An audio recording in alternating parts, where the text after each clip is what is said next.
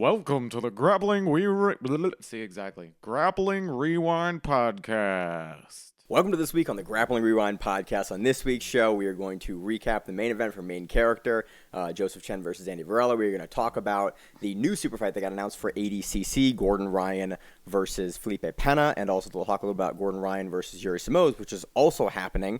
We're going to talk about your experience basically at main character live and at Who's Number One live, as well as some of the new announcements for the Craig Jones Invitational, some of the new announcements for ADCC, and then a couple other things. As always on the show, I'm your host, Maine, the co-host. Miranda. Hey, Miranda. Pretty good. How are you? I'm doing okay. Yeah. We are in the new space, which is great. It will not look like this in the next couple of weeks because we're hopefully going to get the whole podcast setup all organized. Full disclosure, this is not the normal recording setup that we have, so if there are audio issues, that is why. In a week or two, hopefully we'll be back to the normal audio quality. I have a backup recorder. I have a standard recorder. We have the camera recorder. I'm hoping that the audio turns out well, but given that there's no soundproofing this space, we're doing what we can this week. I anticipated on having the podcast set up together. That was not the case. Yeah. That did not come. That did not come to fruition. So things happen. We're in a different space right now, trying to do the show. So again, full apologies if there are issues with the audio. We will hopefully return that back to normal next week. We're doing the best we can. Okie dokie. So let's move to news. Biggest news this week, I think, is Gordon Ryan got announced versus Felipe Pena for ADCC for a second super fight, which is pretty unprecedented in ADCC, but Gordon Ryan kind of at this point has a history of doing unprecedented shit in ADCC, the only guy to get the super fight and to do his weight class in 2022. He won both of those versus Andre Galvao, and he is the plus 99 champion, but he is sick. And he's been sick, and he had a matchup 2 weeks ago versus Josh Saunders in Who's Number One that we broke down last week with Simon and I, and he was talking about how sick he was. It is interesting that he gets another – it's not interesting.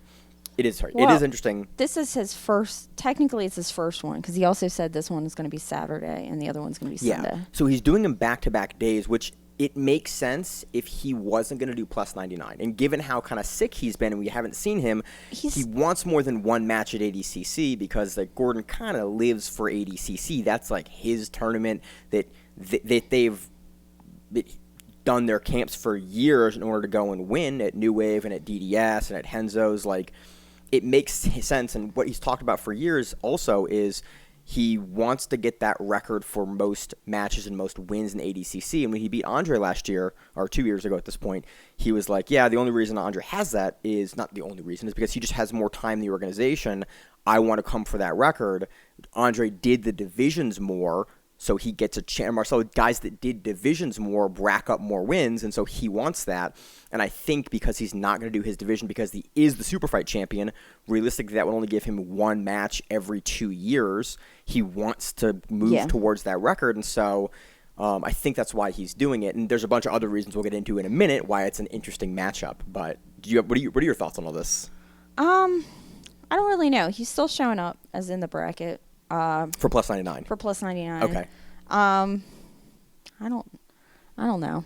Yeah, I like the story behind it because Pena is the last guy to beat him at ADCC. He beat him in 2017 in Finland, and that's why Pena went on to face Andre Galvao in their super fight, which was their fifth matchup between those two. And it was always the thing of can Gordon beat Pena in ADCC? And that's sort of like been the one loss that Gordon has always really, you can tell he wants it back. He's wanted to beat Pena so many. He's beat Pena a couple of times since then, but he wants that one back at ADCC, and it seems like that's the one that he is really interested in. So I do kind of like that, given that Gordon is just in the super fight, he wouldn't be guaranteed to see Pena in whatever division Pena was in.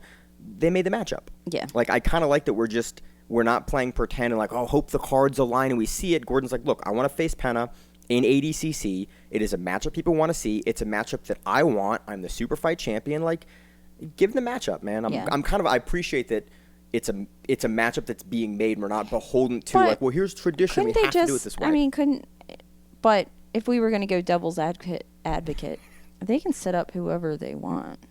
They can set the brackets up however they want to. Yeah, but so they could have gave us this match in a bracket because they could have. But I kind of like it in the super fight format because the super fight format it's a little more prestigious, but it also just you don't have to see guys get banged up in bracket. You can't give them to him first round. Like that doesn't. Pena's a champion. Yeah. You can't give 2 champion matchups the first round because that weights your bracket on one side. Yeah, but weird. Like, but let's say we give him the second European trials winner. He's a blue belt. Who's a strong. Oh man. yeah, the Scotland. Like somebody like that. Not saying that dude can't win, but no, Mark's good, but going against somebody like Gordon. It'd be Gordon has a mean? history versus the European trials winners, and he typically does very well. Yeah. I just appreciate we're not going to bullshit about it. Yeah. I kind of appreciate. Or give him Josh Saunders again, because we saw how that That's happened. mean, Miranda. We saw how that happened. I don't want to see that matchup again. I want to see that matchup in like 3 years when Saunders has had double the training.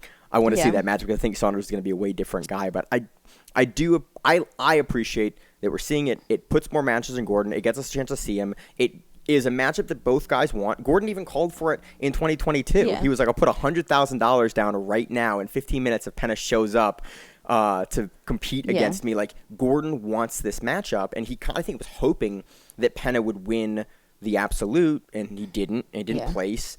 And so I appreciate that we're going to see it. These guys aren't getting younger.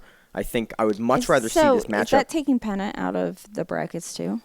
I don't think there was a discussion if Pena was going to. He's invited to plus 99. He's sitting in the list right now. Oh, really? He is? I didn't realize that. Yeah. We knew he was going to be in there. I forgot he got announced for plus 99. I don't know. Neither would surprise me. Yeah. I didn't. That's a different wrinkle.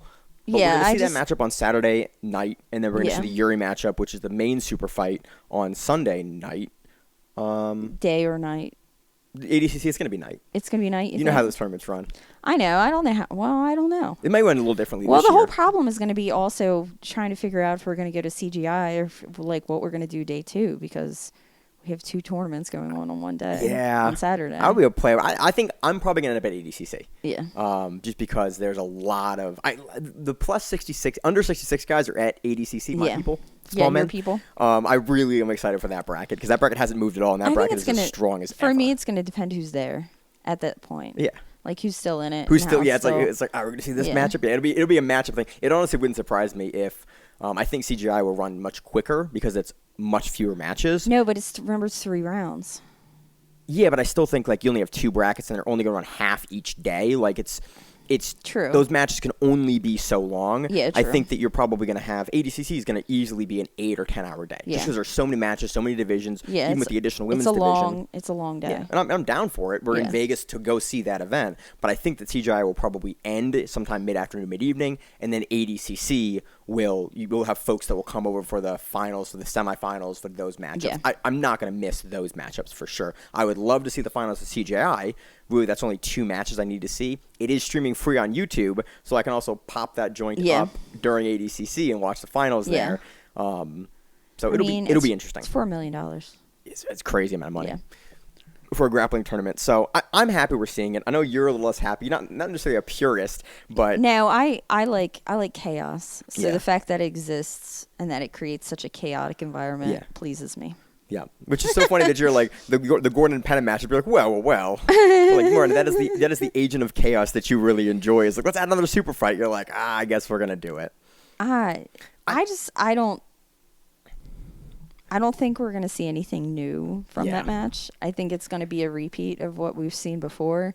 The more recent matches with Gordon. So it doesn't really behoove me to I can understand that perspective as well. You know, I think that Gordon wouldn't be taking the matchup if he thought he was going to lose it, especially having the super fight the next day versus Yuri. But I also think that he's weird things have happened. We'll break them down as we get closer to it. If Gordon looks like he did versus Saunders, good luck anyone else. Like, Saunders is not a bad grappler. He's a very good grappler, very physically strong. Yeah. And if you can do that to Saunders in the way that he did and what we have seen from Gordon since ADCC, like, dude, it's kind of untouchable. So, again, bigger upsets have happened. The reason why partially why we love ADCC so much is that Every 2 years, some wild shit happens and someone becomes a superstar. That's true. Like 2019. And this year we have a lot more people in it that we haven't really seen a lot of before. I kind of like that. The more I think about that we have so many guys are dark horses in a way where it's like one of those guys. Especially some of the divisions that a bunch of the people ran to CGI. We have people that we generally wouldn't have. We wouldn't see them. Yeah, because they weren't able to win in trials. Yeah. They weren't able to. They were able to place at trials. Some of my dark horse favorites have been added in. Yeah, so. like Wojcik. Wojcik got added. Yeah. We have a bunch of guys. Yeah. So it will be interesting. They're both turning into your kind of tournaments, Miranda, where it's like, ooh, it's chaos. Yeah. Which I like ordered in like. That's why we have four different quarters going right now. Yeah, I like order in my life. I like chaos in my entertainment. That's reasonable. No, it is. Like my life is very orderly, and if chaos happens, I lose my shit. Mm-hmm. But when it comes to entertainment, I want total chaos. Then look, I like Vegas, chaotic everything. Vegas in August will be a ton of fun. Yeah. So actually, funny enough, this was hopefully, pending this audio sounds good, the setup that we're going to be using for ADCC and CJI in Vegas. Hopefully, this is very much contingent on this episode coming out well. We will see. We will see. Mm-hmm. Let's see. Okay, so we're going to go through the newest changes to let's do that. ADCC and CGI. Mm-hmm. Okay, so wait, behind the scenes for everyone who can't see, we have usually we have a bunch of screens and notes behind the camera. None of that is here. Yeah, we have our phones. So Miranda is going to be the showrunner essentially this week and lead us through what we're doing. So for ADCC, there's a list. It's the official list of qualified and invited names. So some of these on their website. Yeah, on their website. Sometimes for whatever reason they show up here before they show up on Instagram, which is the universal the repository for official news for honestly most organizations. A lot of grappling. Well, it's weird. UFC and like even major organizations nowadays, like Instagram is kind of like where stuff gets announced a lot of the time. Yeah, that's like quite bizarre that the world has changed in an interesting way, but for ADCC, the website gets updated frequently, like a day or 2 days before the official Instagram. So under 66, nothing's really changed. All the names are still there. There's 16 of them. For under 77, we have Cade Vertolo being removed. You said you guys spoke about that last week. Yeah, we talked about Cade and Ty. You didn't talk about it. What are your thoughts for both brothers in the same bracket under 80? I think that's wild. And I know, like, watching their brown belt finals for Worlds the one time, they will murder one another. They're not like the Meow brothers that, like, close out things. Like, they will... They were going for blood. I loved it. They will kill each other. So go back, and if you haven't seen that match ever, go back and watch the World Finals at brown belt for Ty and Cade Vertolo in the gi. It's pretty wild. It was really fun. Oh, so I did commentary for Copa Virginia this weekend. Yeah. And we had Zach Gaiani and Sam Gaiani go against each other. I got to commentate another brothers match. And it was a fun match, and Zach was able to get Sam, but it a little bit local. But we cover Zach Gaiani not infrequently on a lot of the sub only stuff, and I got to commentate him and his brother going against each other for this cash prize division. It was cool. It is very rare you get to commentate a brother's or a woman's or a sister's match. Yeah. And it was cool to be able to do that and get a chance to do that. So back to what we were talking about. Back to what. So under 77. So Isaque Bahiense was invited. Mm-hmm. We'll talk about we're going to talk about his match with Pedro Rocha today that was on Karate Combat. Yes. And Majid Hage, which is he's one of my favorites. One of your favorite, Gorilla Hands. He's Gorilla Hands. He'll come out looking like he just like walked off the beach. Yeah, in a pair of shorts that held pockets, which I don't know how he gets away with the pockets. He's Majid Hage. He's allowed I know, and like a t-shirt, a white t-shirt that is like, baggy and like he looks like that's why he's at a surf fight though. Yeah, he is a Brazilian surfer dude that is also amazing at jiu-jitsu and has the best baseball choke in the world. What's it called? Has been training with him a bunch. I'm trying to look for the name really fast. Woman, man, big guy, small guy. Luke Rockhold. Oh, I saw a bunch of like they've trained together before, like Luke Rockhold videos. That's Luke really Rockhold has some sort of wrestling background. I don't know how. Yeah. Like, I mean, Luke Rockhold, he won IBJJF Worlds Nogi in blue belt and purple belt. Yeah, in like really? 2014 and 15. Oh, didn't know that. Yeah, Rockhold is a phenomenal grappler. Like, everyone kind of forgets. I just knew about like jiu-jitsu. him being a model. I didn't remember him being a jiu-jitsu star. He won Nogi blue belt and purple belt worlds at IBJJF back in the day. This all makes a lot more sense why he's invited then. Yeah. And then we also have Gary Tonin that was added in recently. For under 77. For under 77. Yeah, under 77. Yeah. Which Gary's moving back to the weight class. He moved to under 66 last ADCC, and he's moving on to under 77 now this year, which is, again, Gary's always an interesting guy to watch, so I'm happy that he's in. I'm kind of happy that he's under 77 because he looked like that was a tough cut to get to under 66 for him. I'm sure. Because he fights about that weight, right? He fights at 55. Yeah, but it's day before weigh-ins, isn't it? It's 1FC. But it's 1FC. And so also, so he fights at welterweight, but he fights at 55 in 1FC. Okay. Because they call it featherweight. Sorry, he call fights at 155, and they call it welter? Featherweight. Oh, feather. Because it's swapped one down for their weigh-in policies. Got it. That's what it was. They do have the weigh-ins where you have to meet hydration requirements and you have to meet your weight requirements. Which is, I mean, mostly.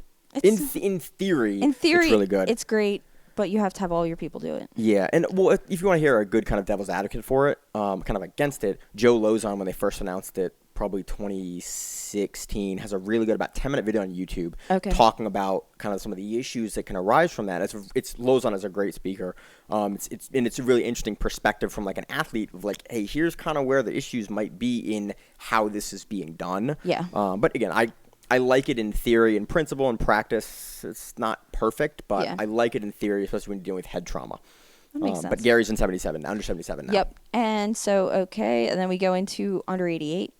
And that's where Ty was originally slotted to be. He's out again. So now we have an additional vacancy in under 88. Yeah, and it looks like they still have a spot open in under 88. And they also added in, who hasn't been announced on their Instagram yet, Josh Hanger. Yeah, Hanger, you said on the pre-show that Hanger was announced. I was like, I didn't remember seeing pictures of him. Hanger is, I forget what, I interviewed Hanger after he medaled at ADCC 2019. Okay. And I forget if he was silver or bronze, and I'm super annoyed by that. I don't know. But, and it didn't say, it just said invited. Yeah, he's, again, former ADCC medalist. It wouldn't, again, anyone that's formerly medaled at the ADCC World Championships, look for that. I think Hanger won trials to get in there as well that year. He won 2019. I think he won West Coast trials. He still does IBJJF. Now he does it at Master 2, which he is a Master 2. Mm-hmm. He kills everyone. Yeah, he looks phenomenal. He kills, like... And he's still a frequent competitor. Yeah, I mean... He's got that damn arm in guillotine that he just lashes onto guys with. And I mean, I've done a bunch of seminars with him. He does he does like the monoplata. Which I love because as a smaller person, you can get it on big people because it creates such a shoulder, like a weird shoulder movement that you can put your body into it as opposed to So again, here's a really interesting addition to there. Yeah. You said under 88. Under 88. That makes sense. That's historically what he has done. That's where he's at. No, he's there. He's always been under 88 because he's not. He for IBJJF he does middle. Okay. I thought he was under 77. No. With JT that year. He's a little... Well, he might have been that year, but he's always been a little big. Yeah. Okay. So, maybe he was, but now he's not. He's under 88. Okay. Just because Monroe was in the same division as him. Right. Okay. Yeah. And I remember and I remember this whole, like... The whole discussion of that. Yeah. Well, no, they were together in the same division at Master Worlds. Yeah. And I remember that's why I know that they were middle. That makes sense. Because I was like, hey Monroe, you might go against Josh here. Masters 2, you're like, come on. Man. You're like, come on. It's kind of like how the Meows keep on doing. Yeah, Master they're in 1. my division, and I'm like, bro, what are we doing? They won or not they. The one got married. Mm-hmm. Paulo got married. And then Zhao won American Nationals. Yep. I just think once you get the black belt, do it by stripes. It's like, hey man, you're in the same division as Lovato with 8 stripes on his belt. Like, what are we doing here? Yeah, it's a weird world. It's like competitive, black belt. Enjoy Paulo Meow. It's like, hey man, he's been a black belt not longer than I've been training, but like he's been a world champion guy most of my jiu-jitsu career. Pretty much. What are we doing here? So any other big announcements at ADC? I don't think we have any other. Okay. Anyway, under 99, we had Kyle Boehm switch. He moved to CJI. He moved to CJI. I think he's the biggest name to move. He's gonna be a monster in a pit. Yeah. Because you got to deal.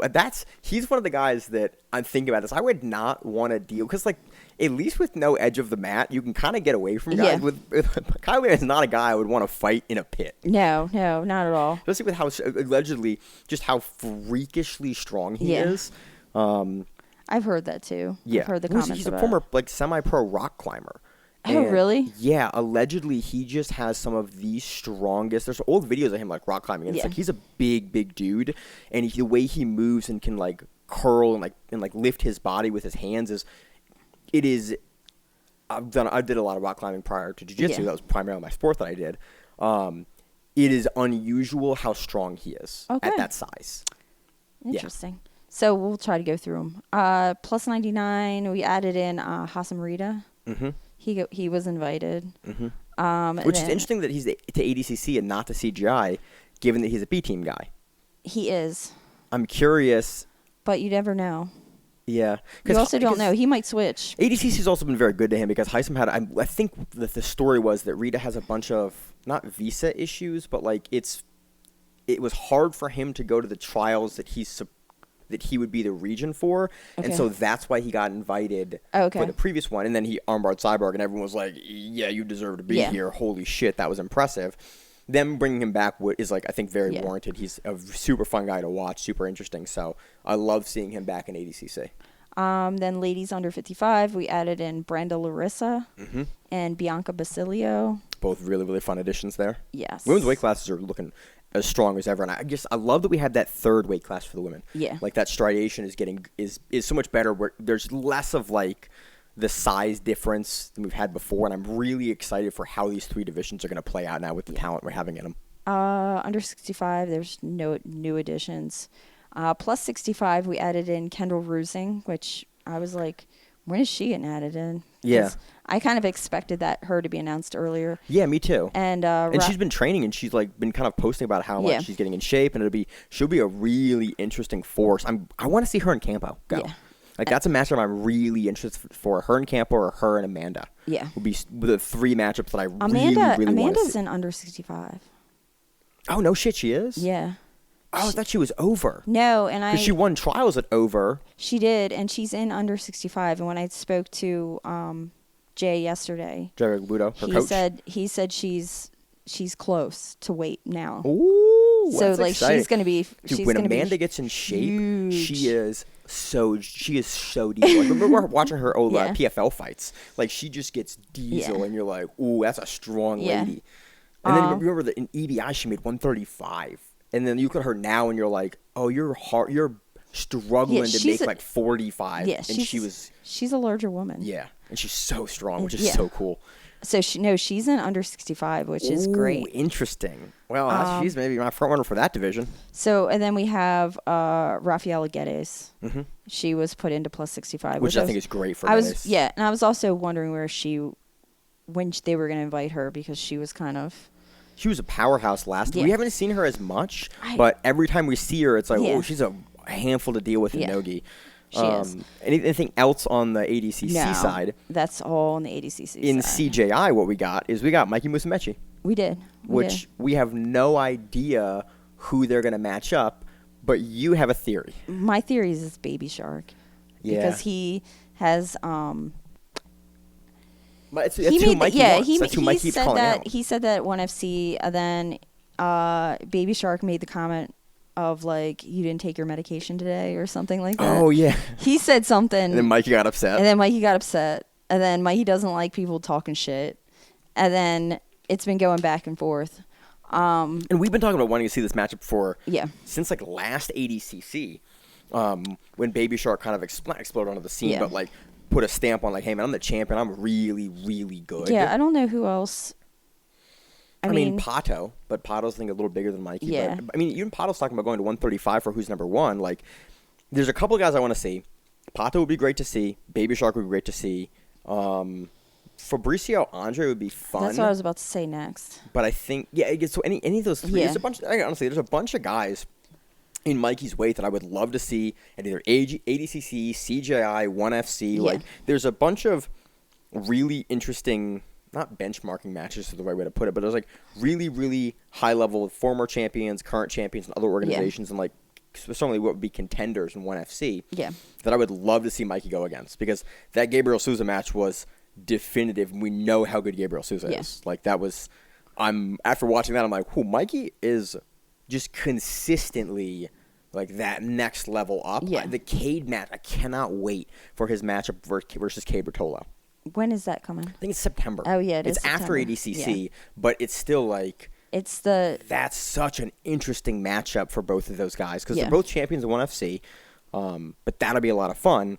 I think probably for CJI, for the super fight with Mikey, they're going to get someone that is probably his weight. They're probably not going to give him like a mismatch weight, would be my guess. Yeah, I would think so. Think they give him Marcelo? But I don't know.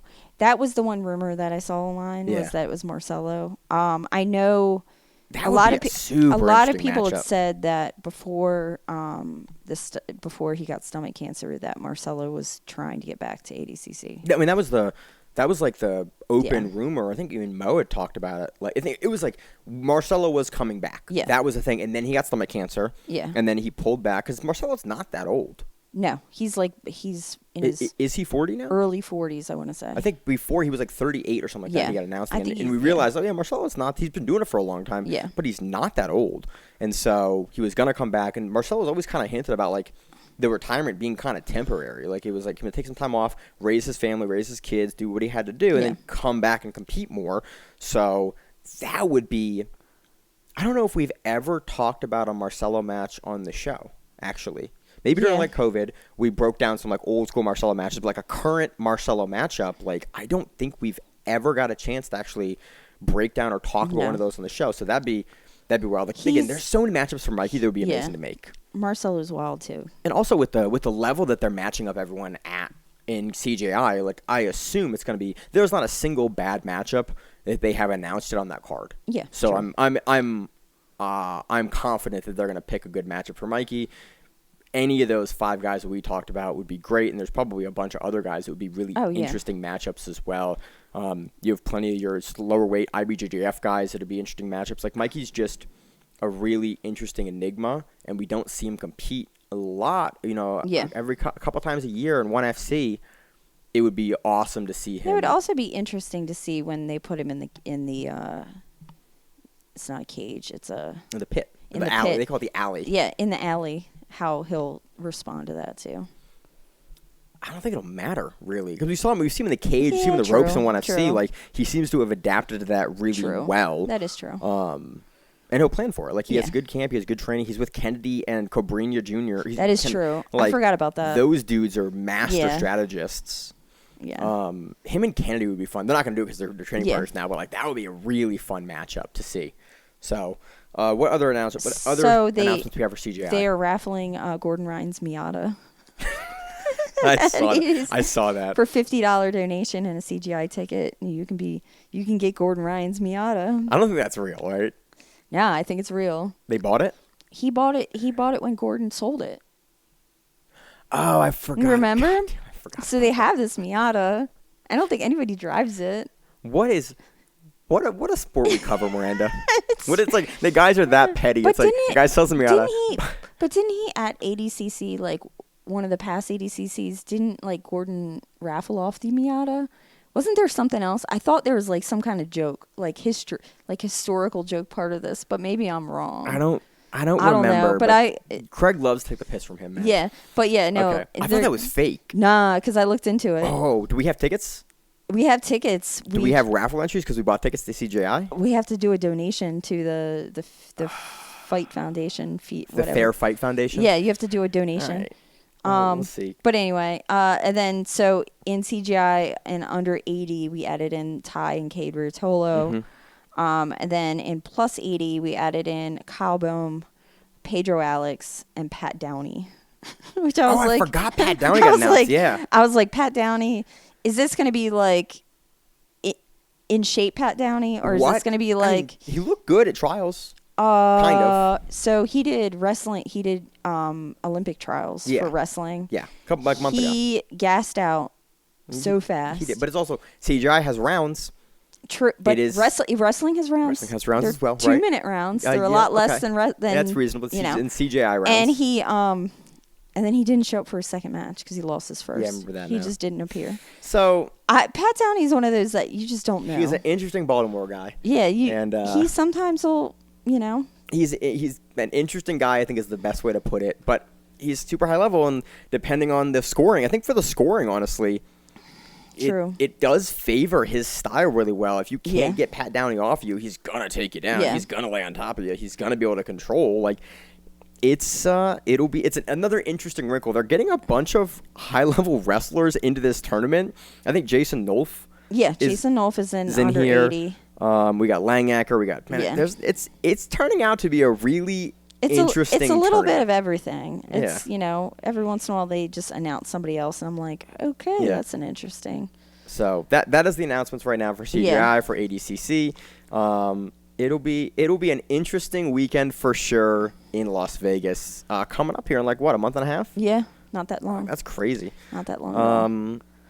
So that's all. Any other news that we have for the week? This is like the Yes. longest news segment ever. I know, but it's getting closer to ADCC and CGI time. And that's kind of how the shows go. Is just news. We will have a bunch of things. Let's see. So- we want to move into the recap section of the show. Okay. All right, moving on to the recap section of the show, we're going to talk about karate combat. Was it pit submission or just karate combat this time? Pit submission. It was a pit submission. Yeah. Okay. It was Pit Submission Series 6 that was inside of Karate Combat 24, which That venue looks so fucking cool. it does. It's so cool. It's the way they set it up is really nice, and the production they put into it is very, very nice. And the way they compensate their fighters, because you can like bet 4 people during their matches, and then with like some kind of Bitcoin that I don't understand. It's very crypto centric. And then but the fighter that wins gets like 10% of the purse. That's gets, cool. You know, so it's like it gives them a little bit more money, which is great. Again, we've talked about it's a tenet of the show for years. Getting athletes paid. I want to see athletes get paid because that is how you get better athletes, better camps, and reward those guys for putting their body on the line to entertain us. But these 2 matches were in the beginning of Karate Combat 24. The Phillip Rowe match, I didn't see it on the big. If you go to the YouTube, it's free. There. It's there. Yeah, it's actually later in the. So Pedro Rocha and Isaque Bahiense is earlier, and then later about probably halfway through. I found like a Facebook Live version of it, and that's the version I watched. So the main broadcast is pretty good. Okay. That makes sense. I had to tab around a while to find it. Okay. This is the one that James Vick got knocked out horrifically on. Yeah. He's fine, by the way. Well, Not and fine, also the random corner man ran in, and President the Awesome, President Awesome like choked him out. And then it like, hey, started man. like all kinds of chaos online. And then he was like, we're not going to press charges. We told the police not to arrest him. Yeah. He's welcome back at our events. We think he's learned his lesson. I'm like, that is a really Miami approach to that situation. It is. It's very Miami all around. Yep. Karate combats are more and more fun. But normally his thing is to like slap people. Is it? He normally slaps people, yeah. I didn't know that. There's a whole interview, or there's a podcast. It's one of the Simple Men podcasts. They bring him on. Oh, yeah, he's on. Because I've seen part he's of that. friends with Ethan. Yeah. Because they used to train together. And then we found out that President Awesome's gym that he like Go Chad. No, before that, the gym that he got like originally got his black belt from is the gym that that football player, that girlfriend left him, or his wife left him. She was a supermodel for a jiu-jitsu guy. Tom Brady? Tom Brady's wife's new Trainer. boyfriend is one of the guys in that Gracie school that President so Awesome funny. came from. Like, it's this whole like crazy That podcast like just, circle. just keeps hitting. It's wild. Like It's a bunch of guys that just give you industry information because they don't care. But it's wild because you just find out like these little like connections. It's like a connect the dots. You're in a very, very small sport, and you kind of sometimes forget that it's a very, very small community. Yeah, it is. It is. It's wild. Which is why we try to be very pleasant on the show, because it's we 'cause appreciate being part of that community. But anyway, so yeah, his normal thing is to slap people, but he put dude out. So let's talk about the Bahiense versus the versus Pedro Rocha match. Yes. This I'm going to be very nice about this. This was a Pedro Rocha and Isaque Bahiense match, with Bahiense looking to pull a guard, play from the bottom and sweep. Yeah. And then Rocha looking to control on the top and snap down for the guillotine if it was available to him. There is one really interesting sequence in this match, and it's basically a false reap entry that Isaque Bahiense did off of like the elevated cage wall. The whole sequence is a really, I watched it 2 or 3 times. It's a really, really interesting sequence. I'm not going to do it justice here. You should go back and find the match and like watch the sequence because the camera work on it is great. Yeah, and it's interesting that when he went false reap, then went down, and then rather than trying to keep the leg in and come up for the slicer like Mikey did at 1FC, he lets go of it and just tries to get the back. Yeah, but Bahiense immediately he identifies that the sloped wall there is kind of in the way of being able to get behind him, and so he abandons it. He kind of pushes Pedro Rocha forward a little bit and immediately comes out in like a really interesting way to the back. And kind of funny enough, it was sort of what we saw Phillip Rowe do in the same way, where it's like on the cage wall, they're kind of collected onto the side and they're up at an angle, taking the back off of that transition. I'm noticing it's in my head. It would be harder to take the back on that sloped and slanted wall. I'm kind of curious if at Craig Jones Invitational, if we're going to see a lot more back takes because of the angle. I'm not sure if it's actually easier to take the back off of that or not. Yeah, if it makes it harder to get your back to like a slanted wall or like flat down. Yeah. I'm really, really curious because guys are kind of up if it makes it easier to turn folks, because we're seeing consistently on pit submission more back takes. Yeah. Like off of the cage wall. The more chokes off of the cage, off of the pit alley wall than before. And this was kind of like, oh, interesting. He couldn't go flat back for the leg, so he left Pedro Rocha up to kind of make that transition.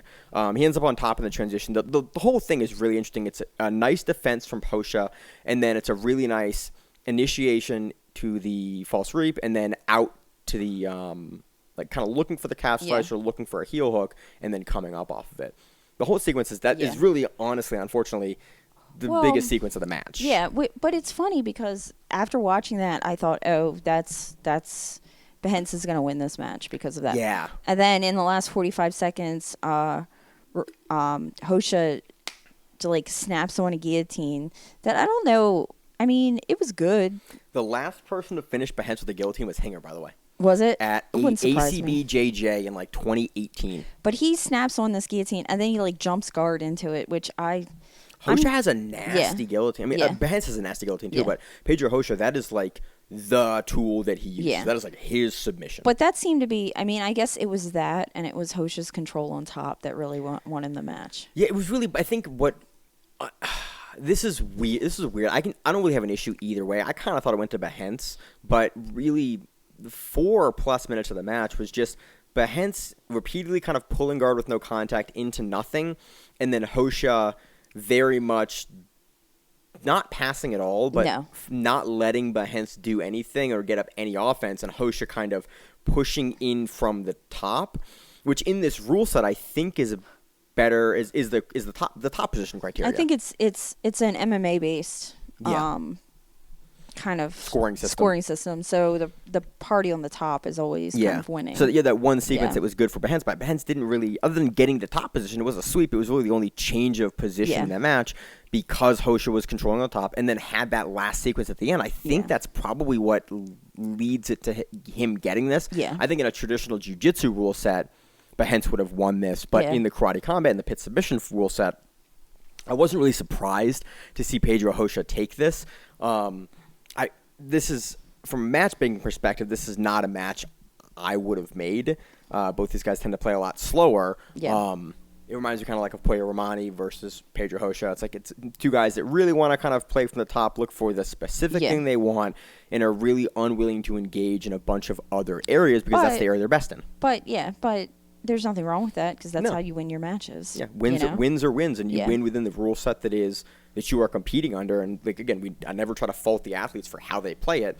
It's a lot of times it's up to the promoter to make a match or create the rules and kind of a way to facilitate more of the action. But Pedro Rocha, I think, takes a not a contentious victory here, but it was definitely a close victory. But most Pedro Rocha decisions are pretty close victories. And I wonder think back in his career, how many like decisions he's won that have been from one really strong guillotine attempt, like just in the match, like one attempt, because this is like a hallmark of most of the Pedro Rocha matches that we cover, and almost all of them that end in decision that he wins are from this. I do think it's hilarious that you'll see the ending of this, and a lot of athletes will jump around. They'll win by like an advantage, which is the same kind of situation. Yeah, and they jump around like they've literally won the lottery. And I'm like, dude, are you really that? You won a close, contentious position, good sir.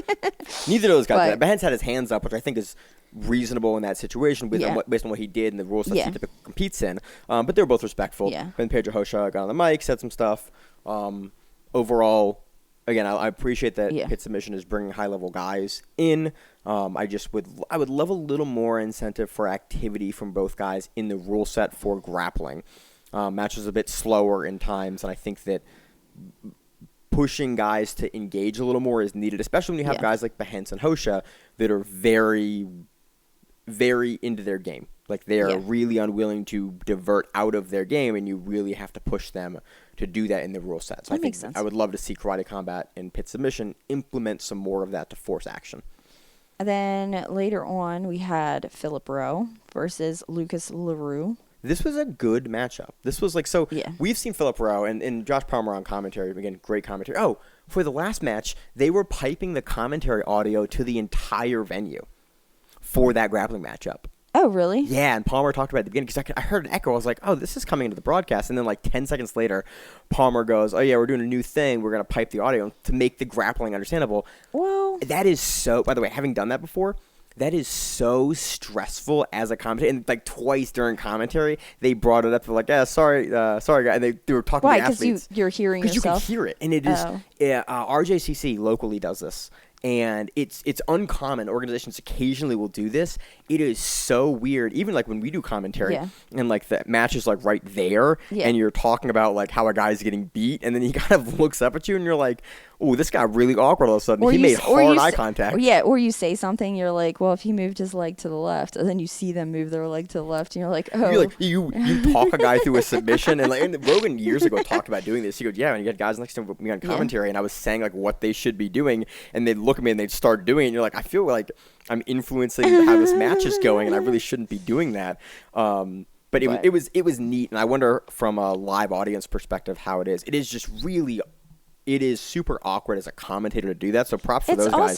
It's also super awkward as a watcher, if you're used to commentary, to go to a live event, and I'll talk about the live events that I went to later, and have it be super quiet. Yeah. And have it be like you're watching a match and it's like dead quiet. And you hear someone clap or cough or something. Yeah, and you're like, and it's just weird. There's 1,000 people here, and it's like, I will talk quietly to the person next to me because like, they can hear me. It's interesting. It's a bizarre no other sporting event I find ever gets like that, but grappling does. MMA, when you go to a UFC fight, it's not you can't hear commentary. Yeah. So it's quietly. You can actually buy a little broadcast radio at the event to hear commentary if you want. What's it called? NASCAR racing is the same way. Oh, really? Yeah, they do.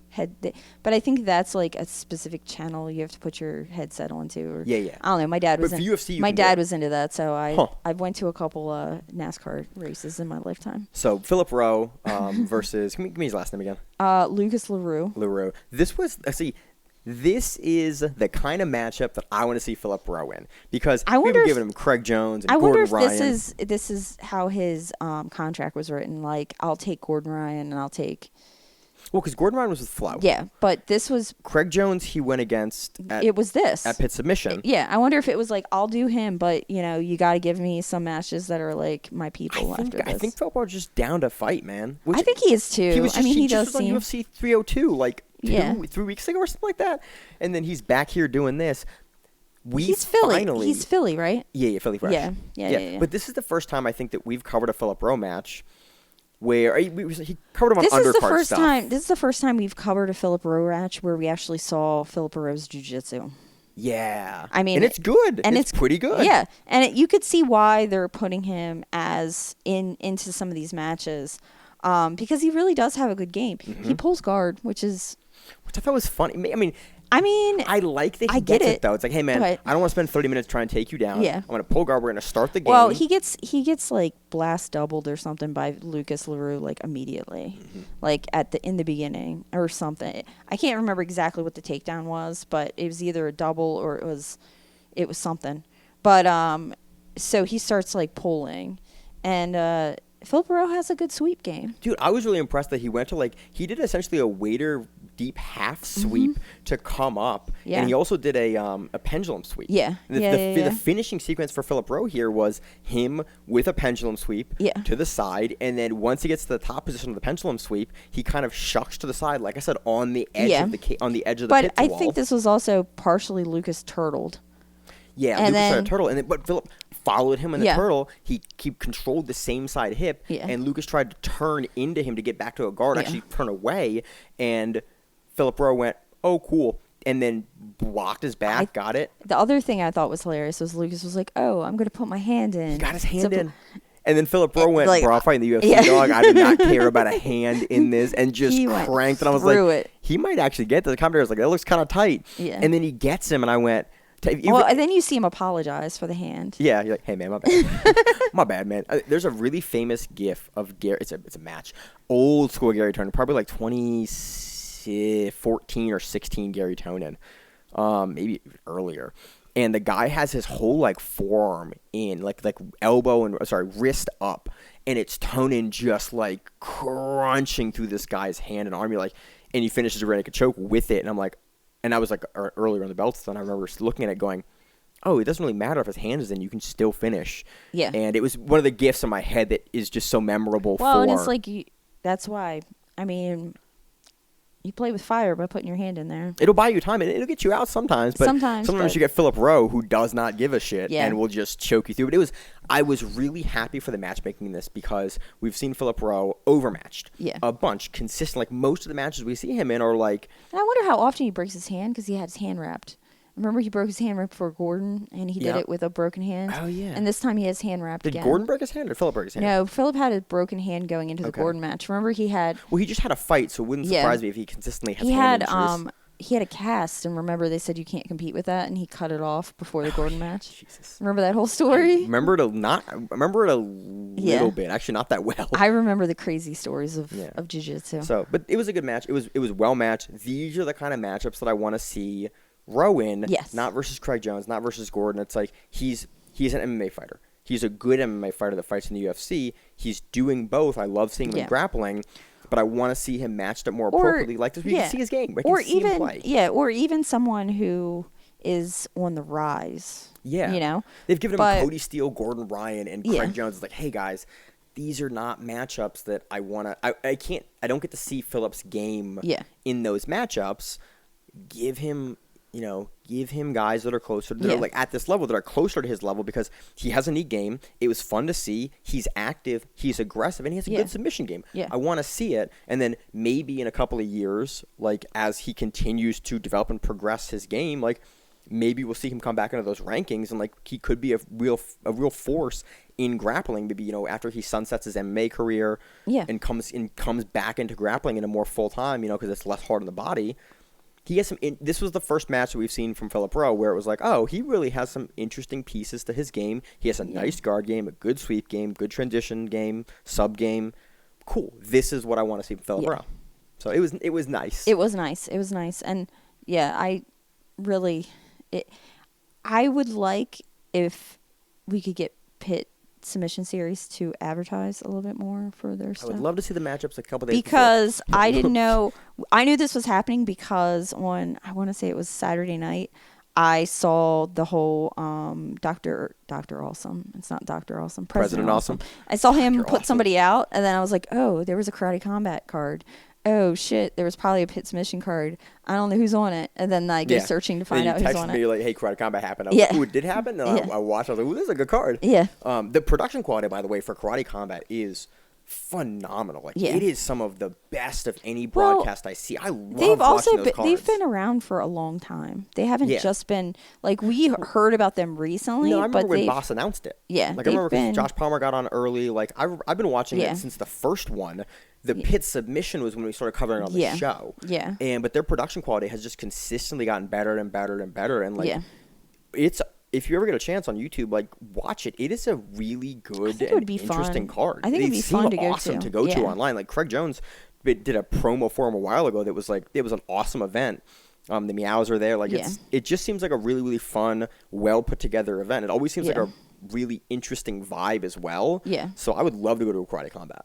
Yeah, it would be fun. So those are the two matches that we'll cover on Karate Combat, pit submissions. And then you were at main character. Yeah. And you got to see Josef. Is there anything else on Karate Combat? Nope. You got to see main character, the main event last week that Simon and I didn't cover because the broadcast cut out. Yeah, and then I didn't realize the broadcast cut out, but it was Josef Chen versus Andy Varella was the main event, and it was for the belt for main character. Yeah, and it ran, I want to say 2 hours later than it was supposed to. Okay. I want to say that was the time delay. They put on some crazy long cards. Like, it was like an 8-hour card. It was an 8-hour card because I remember when I thought it was going to be in the afternoon because it said like the event starts at 1:30, and I was like, and I remember being like, oh, it'll be afternoon card. It's kind of fun. Then I could sleep and it'll be great. And then I looked at it and they were like, main card doesn't start till 7 something at night, and I was like, holy shit. And then you texted me the fighter list, and I went, oh, this is like every 9 minutes they have a match. Yeah. From 1 until like 9:45 or something, like 10 o'clock at night or something. Yeah, and it was at a rodeo venue, which was even weirder. Like, so you had to walk through like a rodeo venue to like this building in Texas. And it was no AC. It was very hot. Like I remember getting a text from you. You're like, there is no AC here. It is very hot. They either had not enough AC for the amount of people in the room, which is I'm thinking what probably happened, or they have no AC. I don't know which one it is, but when you're standing and you're sweating and you're not outside, that's a problem. It was uncomfortable. You know, it's uncomfortable. So it was very hot. But there were some fun matches on the card. The card was great. All the matches I saw were fun. They allowed the crowd to get a lot closer to the mats once they started the main card.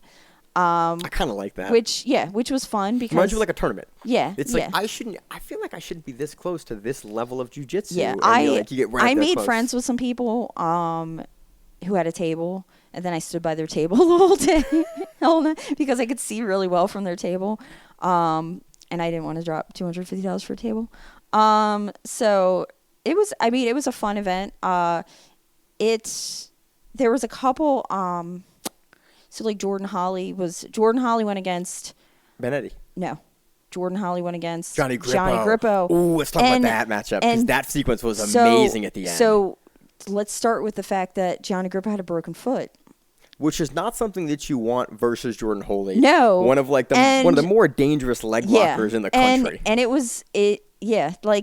I mean, I didn't really realize it until he said it. He said it in the post fight, which is the only reason I'm saying it out loud now. And you looked at his foot and you're like, holy shit, you do have a broken foot. Because it was broken. It was fucking huge. But yeah, you want to go into what happened? The sequence? 50-50? Yeah. It's basically. Ooh, this is when not having the notes. Yeah, for this Jordan Holly goes into the legs. He's going after Gianni Grippo's legs, and Gianni Grippo has this great counter to being put into leg lock positions, which is he just goes, I'm going to Darce you now. He just does jiu-jitsu. Yeah, he does a comment where he just comes and overhooks. Like, it's the old school defense that guys will do when you try to like invert under for the legs. They just kind of grab your head over top and link you and loop you in. Yeah. And you can kind of crush down that top leg that they have, that they're trying to like push you away with from the hip line. You almost throw their leg across your hip line. Almost like a leg drag. It's almost like a leg drag position. And all the matches for a long time, we can watch it real quick. Yeah. But all the matches that I've seen of Gianni Grippo in Nogi in IBJJF, this is kind of like his jam. Yeah, like a lot of top arm triangles. So, I mean, Grippo from this position, from this leg drag, is able to get enough pressure on Holly where Holly has to kind of open his legs. Yeah. And then Grippo is amazing at like getting low, and then he doesn't even cut the angle hard to finish the arm triangle. No. He's really good. And for the smaller guys, like a Grippo's weight, it is Yeah. uncommon to see guys finish this from like mount Yeah, or like because you side can mount. you can stretch your body out normally Yeah. and get away from it. But usually the small guys can't, like, you Yeah. just don't see this from smaller. You see this for bigger guys where they Yeah. have the pole, but Gianni is almost like chest to chest with Grippo. He's a little to the side. It is an uncommon finish and just kind of shows you how good Gianni Grippo is. But he does his arm triangle. I've watched him do it so many a lot times. of IBGF matches At we've seen him a ton. Yeah, and he does it, and then afterwards he's like, "Yeah, I was really scared going against him with this broken foot." And we're like, "Oh shit, your foot's broken." Gianni's a gamer, man. I love it. Is Yeah. he in ADCC? Is he in CJI? I haven't seen him anywhere. He could go against Mikey. Ooh, that would be fun. That would be rough for Gianni, I think. It'd be rough but for it'd be Gianni, fun. but it'd be fun. It'd be honestly a really good. They're both kind of the same era a little bit. The so other, it would be the super other fun. one I just thought about is one of the meows. Ooh, that'd be fun too. Ooh, because they're kind of part of Pitt's submission a little bit. Yeah. There are a bunch of fun matchups Yeah. for Mikey here. So, So- that was Gianni Grippo's match versus Sorry. Jordan Foley on main character. You can actually find the whole finishing sequence on Johnny's Instagram. Yeah. It's right there. That's where I initially saw it Yeah. on the card. You were at Matt's side, but But the main event was Joseph Chen versus Andy Varella. and they're both champions at main character. And I they're think both in separate they're weight both classes. trials champions. Yeah. Yeah. No. Yeah, they are. Varella didn't win trials. Varella's an invite now. Did He's a he? two-time I ADCC thought he invite. won. Mm-mm. He got second Oh, he place got second to place. Barch at West Coast Trials. Remember that? Oh, yeah. Yeah. Oh, Medalist and like again done very, very well in the trials. That's true. And he's a really great in the ADCC and system. Joseph Chen is European trials European champion. trials Mhm. champion. Okay, but the two of them went against each other. Mm-hmm. First of all, I didn't realize that Joseph Chen and Andy Varella are the same size. Because Varela we was talking about is being enormous for I don't- 77. yeah, I don't- Chen is also a big dude. Chen is a bigger dude than I thought. Yeah. I don't know why, but for whatever reason in my brain, I thought he would be smaller Like than closer to Varela. my size, and Yeah, he is not. And he is not. I've talked to him. I talked to him at East He Coast also trials. has really wide shoulders. Like Yeah. he has a big back. Like Strong dude. yeah. So they locked up, and it was I didn't know exactly how he was going to handle Andy Varella's kind of forward pressure. And what was nice was because of how close I was, I could look across and see Dima, and I could hear Dima. So I could Dima hear- is the German guy that coaches Jen, and also Well, he's the B-Team. guy that's running. He's running B- Team, CJI, and And he ADCC did- camp. And he did. He coached all the B team. Cicerelli. No, he coached all the B team guys at who's number one. Yeah.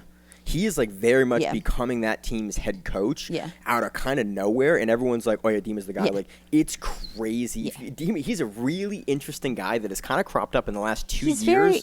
very Danaher-esque, Yeah, but not as Not- serial killer-ish. Yeah, exactly. he's like a he's They're really they're interesting, similar. But not. but they're very but, in like yeah. very calm demeanor Yeah. guy. Yeah, and very good at analytics and being able Yeah, to like really explain. good Yeah. at figuring out like what a guy needs in his Yeah. camp to make the improvements that he needs to win matches. Yeah. And in hearing him, every time I hear him speak, I'm always just impressed with like, "Ooh, you figured that out. Ooh, that's like Yeah, he was really having interesting He perspectives." was having Joseph Chen push into Andy Varela. So instead of Andy Varela being able to like body him all the time, Push he you was like back. pushing back, and it really created a situation where it was almost like Varela didn't know how to respond to it because You're getting intercepted from also forward pressure. and the other thing is we know that Andy Varela has like a really kind of he'll bully you around. he does, but he has a really weird range because he's long. Yeah. That he needs, and I think he needs that range to be able to really get a hold of you and do anything. Mm-hmm. And because Chen was pushing into him, it was like he was almost It was too close blocking at the times. range in. Yeah. Yeah. And so he wasn't really able to get a lot going on. And I didn't think about it, but they do the get down roll Mm-hmm. in main character. So the first get down roll, it's Andy Varela on the bottom, and Joseph Chen almost gets his back. Gets on top of him, and then they get back up, but it's sub only, so it doesn't count. Mm-hmm. And then the second time is Joseph Chen on the bottom, and Joseph Chen almost does the same thing. But one sequence that I did see that was fun was at one point Joseph Chen just decided to like pull guard, just I guess create some action and get something going. And what he was doing was he would wrestle up, and as he would wrestle up, he would get double unders as he would wrestle up, and then he'd fall back and butterfly sweep And he did it once straight into mount, and then like sat on Varella. You can't hold Varella down, so Varella gets good back luck up. But I was Varella like, down holy on that. shit, he actually got like almost on his back, and you know, and Which for at the weight is very uncommon for Varella. Yeah, and then when they go into overtime, it goes into points. Yeah. And then Joseph Chen, or I think he gets taken down. I think Varella at that point was like, fuck you, I'm going to blast W at this point. And Varella has a very, very good, strong blast double. And he does. But I think Joseph Chen doesn't really care at that point. And it's not first to score. No, it's not first to score. It is like it's points. It's a 5 minutes? I think so. I believe like so. That. Like points period. Yeah, it's a whoever points has the period. most points at the end of that is the winner. Yes. Which I And like golden score. I also kind of like this as an overtime as well. Yeah. It just make, hey man, you got to score points now. If you can't sell them, you got to score the points. Yeah, and then it becomes then basically Joseph Chen did the same exact thing again. He goes, he wrestles up, he gets his double unders from wrestling up, and he butterfly sweeps him over and lands on top and collects all the points. Yeah. And stays there for a bit and almost gets his back. And I was like, holy shit. Like, Chen real good. Yeah. Every time we see Chen, again, unfortunately I wasn't able to see this match. I want to go find this end of it, the broadcast. Yeah. But I couldn't find it online anywhere. Every time we see Chen, I'm like more and more impressed by him. And just both him and Dima, like how they deal with the problems, how they deal with specific athletes and opponents, because they do a lot of very specific game planning for opponents, kind of much like Donaher does, and the new wave guys do. It's like they're very thoughtful for their preparation for individual opponents, and then also how the range of techniques he has. He's a very good scrambler, but he's also a very he's not really a scrambler. Do you know what? What? So now that we don't know this, but the match is, so Joseph Chen, this is something I weirdly found out. I forget who told me this. Somebody in the jiu-jitsu community recently has told me that, so Joseph Chen has his own Patreon account. Yeah. And he breaks down his own matches. Uh-huh. And the match is there? The match is there. All right, well. Which I don't know where they got it from, because it looks like it's a pro camera, like it has the little names on it and everything. But so if you want to get Joseph Chen's Patreon, it is right there with his own commentary. And I should know. I think him and Dima are breaking it down as well, is what they talked about. Oh, okay. But they do a lot of match breakdown stuff. They do a lot of they're launching like a whole how to structure your camp and like how to break things down course that actually seemed really interesting, well thought out, and like they seem to have structured it really well. Yeah. Well, it also sounds like what he's also doing is making ecological training. He's making them all very accountable for their actions too. Yeah. Like he's making them show up at practice. He's making them a coach, and that's what we've talked about for years. Is like more jiu-jitsu athletes don't, like, no other pro sports guy is their own coach. Yeah. Jiu-jitsu guys, most athletes need a coach. That's partially why it makes Gordon so good. He's like, he has a coach. Yeah. He has a nutrition. He has a personal trainer. It's like, he is not the arbiter of his own camp and decides what he's doing. Like, no, his coach is deciding what he is doing. Like, imagine a boxer without a head coach. Like, no, he would never make it. Like, that is important for sports, so that you as the athlete are focusing on what you're doing, not all the mental energy that's coming into like designing your own camp. So having a guy like Dima and having a guy like John and like more and more having a guy like Andre Galvao, and like having those head coach figures that are designing and making you accountable in your camp is really important for athletes. And I think in jiu-jitsu, guys can kind of get away with a lot of it at the lower levels, but once you move into like the world-class level, your mental energy needs to be spent on you and not on like how I'm designing my camp. Like, no. Well, and the other thing is, athletes have tendency to sometimes toot their own horn and get lazy and cut corners because it's really hard to do that. And so, like, late career, really common for guys like, hey, I don't need to run as much. I don't need to do. They figure out where they're really good, and they figure out where they can kind of take it easy, and not push their body so hard. And a lot of times, a coach will. I knew it in high school training. This is as high as I got. Was like, the coach wouldn't let you be lazy. Like, you were gonna do. This is the workout we're doing. There's not like, I'm tired. I'm kind of tired. I'm gonna stop. Like, no, you're gonna do the whole thing, and it really made you a better athlete and a better performer. So. It was a great match. It was great to see it live. It was fun to, be in that environment, although it was 1,000,000 degrees and like 11 o'clock at night at that point. But, it was fun. It was fun all around. We're in the outro now. What were your thoughts on like going to Who's Number One and main character? You're kind of talking about main characters. Yeah, now. Who's Number One? Like? Who's Number One? I sat in one of like the so it was bleachers, but I had like the bottom row bleacher, and they gave me a little like seat cushion with my name on it, which I really liked. I don't know, that made me happy. But and the bleachers kind of sucked, so the seat cushion was kind of nice. Yeah. That was great. They had a big screen. They play like games while you're on. There's some kind of, I guess they're on break on Flow. Like Flow's doing commercials or something. Okay. I don't know. They do a bunch of like sing along songs and all kinds of random shit. Like audience interaction during Yeah, they do a bunch of stuff like that. It is at times very, very quiet because the commentary you cannot hear. Yeah. So Jiu-Jitsu events, I mean, ADCC gets like that where it's like you're watching a match and then it'll just be silent. Yeah. You're like, oh yeah, everyone's here to watch this thing, and like everyone is just engaged in what they're watching. Yeah. It's always a really interesting kind of contrast to almost every other traditional like ball sports. And it was I don't know why I didn't realize that Victor Hugo is from Austin. He moved, yeah. Yeah. I didn't realize that. He had like literally half that place there. Yeah, they support their guys. Yeah, they were all out. So Felipe Costa's his guy. Yeah, so when he won, it was like a big deal when he won. Uh-huh. I think he called out some comedian. Oh, yeah. Which was random. One of the guys in the crowd. I forget his name. I forget. One of the guys was sitting with Rogan. He called out, which was hilarious. But it was a fun event. I got there late because of work. But the matches I saw were all, very good. You couldn't see the Gordon match at all. Yeah, it was behind the table that was in front of me was not the commentary, but it was like the announcers. And where they would sit between matches. Sat between matches. And so he was doing everything on the other side of that table, so I couldn't see shit. So if you watch the telecast, you can see me, and I'm looking like I'm looking over in the corner because I'm looking at the screen because I can't see directly in front of me.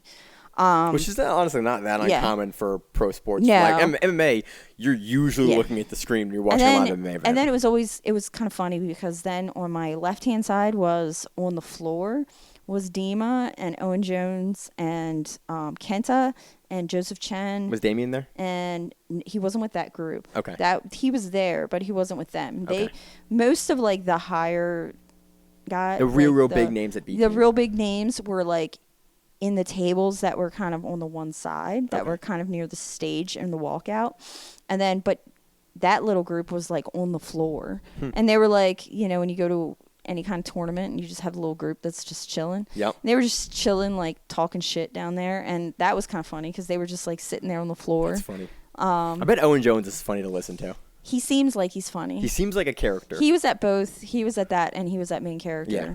So he must be in the area for a bit. I think he's in the B. I think he's at B team. Yeah, I think so too. Which and then I'm super excited. Jordan Holly is at B team for a bit now too. Oh really? Yeah, they said he's been going back and forth. Dude, a lot of the smaller guys, for like a 66, 77 are at B team. Like that is really becoming a camp for like the middle, for like the lightweight guys. Yeah. In a really neat way, like my people, Miranda. Yeah, I went to B team because I had to. I did a morning class at B team with Declan Moody, which was interesting. He looked amazing last weekend. Yeah, he did, and he teaches really well. I mean, he was good class, decent class. Yeah, there was maybe it was a small class. It was like 15 people. Oh, that's a great size class for the morning. So, was it like 6 a.m.? No, it was an 8 a.m. 9. Okay, 6 a.m. our time. 8, yeah, I think it was 8 a.m. Okay. I think was because I think they do an 8, they do a 12, which is now the DEMA Pro Practice. Yeah. And then they do a late, like a 7, and they do that every day. Like an open member, your normal adult class. Your normal, yeah. And then they do white belt classes too. Okay. Because you have to be a blue belt and above to be on all the other Which classes. I kind of like. At that gym, at that level, that makes a lot of sense for those. There would be way too many people. Yeah. Like if you got to get to a baseline level before you injure your pros. Yeah. And the pros had a separate section, but there were no. Yeah, there's that pro section on the side. I don't think there were any pros there when I was there, except for Declan. I think it was just morning people. I mean, don't get me wrong. There was a guy named Tom there that like obliterated me. I don't know how many times. Guy named Tom. Then afterwards, shout out to Tom from B team. Like Tom from B team beat the shit out of me. And then afterwards, he was like, he was talking about SpongeBob, and I like couldn't like. He was trying to like tell me about some. Yeah, it was the weirdest conversation. Nice. He was so nice, like so nice, but destroyed me. What I love I don't know how many times. I love in a row. jiu-jitsu community for that reason. Yeah. It's like some guy will destroy you, and then it's like, have a nice conversation. Yeah, the with other him. morning, guys, I'm like, I was fine. Like, I got stuff. I, moved around. I was like thinking, like, I'm the shit. This I'm is good gonna at be good. this. And then Tom just like fucking wrecked me. And then I was like, oh, there you go. You wait for like 2 years. I was like on a main card. Like, that makes sense. I remember that guy. Yeah. Zach has a story about training with Isaque Bahiense years ago, Nicky Rod years ago, and it's just very funny to wear those guys. And like I have a story about getting masked by Lucas Pinero on like an open mat in Dallas one day. Yeah. So. Yeah, you never know, but it was fun. I had a good time. I want to go back soon. It's kind of hard to find. The whole you texted the chat. You were like, where is the entrance to B team? I was like, how do you get to this place? Because I'm sitting in front of like the Gold's Gym, and I'm like, I see the Gold's Gym, and I was like, and I see this other thing, and I was like, but I don't know where I'm going. And then there's all these doors, but they're not marked. I'm like, which of these doors do I go into? And it was like early in the morning, and it was. I found it once I got there. Then you kind of like walk through. It's almost like going into like a strip mall. Yeah. Like that's essentially what you're going into. But nice people, clean showers. Nice. Clean Good facility. Clean environment. What? Good facility. Yeah. Nice place. So that was definitely a good time. I have to go back to Austin at some point. I like Austin. Not have work related. Half my company's based in Austin, and so I'm looking for an excuse for VPs to send me out there. Like, hey, I'll go to Austin for a week if I need to. What? You should do some kind of conference, some kind of. I'm looking at a couple of things coming up this summer. Get to know you thing. Where there's a couple projects that we have down in that office that I'm like, I can go to Austin. Yeah. My team is kind of going, we'll find a way to send you to Austin. Yeah. So I'm looking for it. I haven't been to Austin in a couple of years, but every time I go down there, I have a really good time. Yeah. So it'll be fun. There was not the jiu-jitsu hub that it was last time I was there. Yeah. So it'll be awesome. But. Yeah. No, it was fun.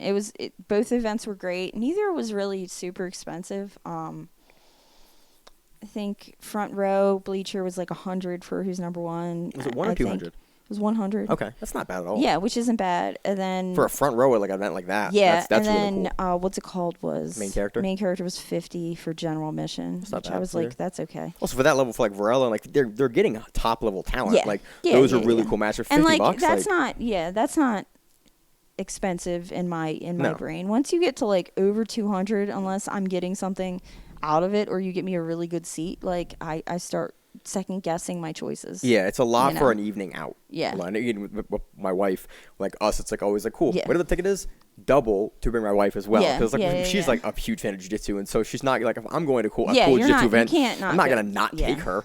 And so we're going to Fight to Win. She's like, when are we going? I'm like, we're going here. And I was like, we're going to Philly to Fight to Win. She's like, okay, we're going. Or ADCC is like double. It's like whatever you pay. Because I'm bringing my wife, double it. Yeah. It's like, okay, everything gets more expensive, but it's always worth it because we always have a great time. And then on the car ride home, she's always like giving me a bunch of insight. I'm like, oh, you should do the podcast one day. And she's like, no, I'm good. She doesn't want. I'm good. She has no 350 episodes. She's been on one time to talk about blowing my knee out, and that was it. Oh, really? That the one time. I think even before we had video, so it would have been like before the first 70 episodes. Like Josh yelled and like brought her in to like tell the story about blowing my knee. That's fun. And that was the only time she's ever been on. But one of these days she'll be on. Everyone will be out of town and be like, my love, you must come on. And she'll go, okay. And she'll go, she'll do it. And she'll blow me out of the water for analysis because she's a very good analyst. Yeah. And that'll be it. So anything else on the weekend? Anything else fun in Austin? I don't think so. I think that's all of my madness recently. Nice. So I got nothing else. We are going to hopefully in the next couple of weeks get a more consistent podcast setup going on. I hope the audio is good. If it is not good, full apologies for that. I'm going to do my best to post-process it and make sure the show continues to come out and sounds good. Appreciate it if you made it this far. Please like and share the show. As always on the show, I'm your host, Maine. It's my co-host, Miranda. And we have the Grappling Miranda. So that's what it is. Stay safe. If you like the show, please consider sharing it on Facebook with the folks at your gym. It's the best way that we grow the show, and we really appreciate it. You can reach out to us on email. We also have Instagram. We have Facebook. We have Twitter. We have Google+. Until that shuts down. We have a website. If you have an event you would like to have us cover, please let us know. If you have a name, like most people do, and you'd like to have us stop butchering it, let us know. Reach out to us. The show is also available on YouTube, Spotify, in addition to iTunes and every other podcast service. We very much appreciate your time, and thank you.